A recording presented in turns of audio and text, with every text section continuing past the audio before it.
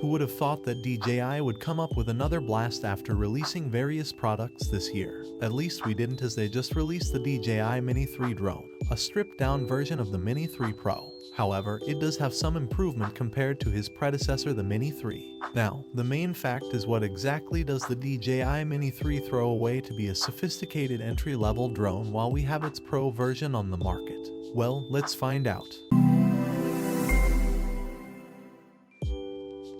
We believe that DJI Mini 3 Pro is ideal for both beginners and professionals. But now, with only the Mini 3, which one to pick? Well, the Mini 3 design is almost identical to the Mini 3 Pro, except the front-facing sensors is missing and replaced by grills and smooth plastic.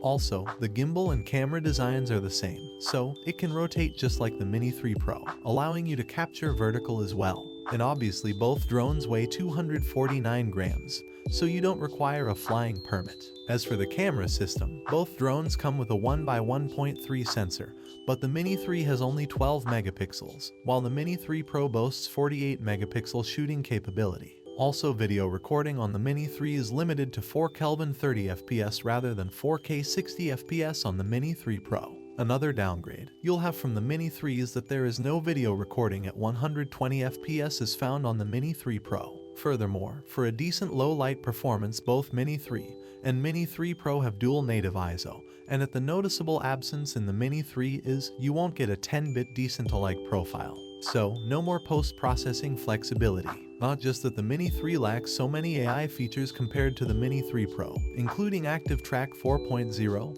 Hyperlapse, Master Shots, and a PAS 4.0. The only thing that it has is quick shots. It even comes with a DJI O2 that allows you to transmit 720p videos at 30 FPS. And the range it supports is up to 10 kilometers, whereas the Mini 3 Pro is equipped with DJI 3, which can ensure a transmission range of up to 12 kilometers with 1080p at 30 FPS. Both drones have some other features to help beginners that includes ultra return home and other takeoffs. So the aircraft will return to a starting point if the battery is low or the signal drops. The Mini 3 flies and maneuvers just like the Mini 3 Pro, but the problem is it lacks obstacle avoidance sensors. It does have a downward vision system for stable hovering. However, it lacks the front and rear obstacle avoidance sensors that we have seen in the Mini 3 Pro.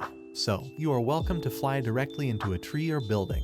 Anyway, the Mini 3 is compatible with DJI RC and RCN1 remote. One thing we cannot believe is that the Mini 3 provides a long flight time compared to the Mini 3 Pro. The Mini 3 delivers up to 38 minutes with a standard battery life, while it can go up to 51 minutes with extended batteries. On the other hand, the Mini 3 Pro can fly for up to 34 and 57 minutes. So big clap for the Mini 3. Regarding the price, the Mini 3 has a price tag of $469 without a remote controller, whereas the Mini 3 Pro has a $669 price tag. So, considering the features the Mini 3 boasts, we think it's a bit pricey. As a beginner drone, it should have been more affordable.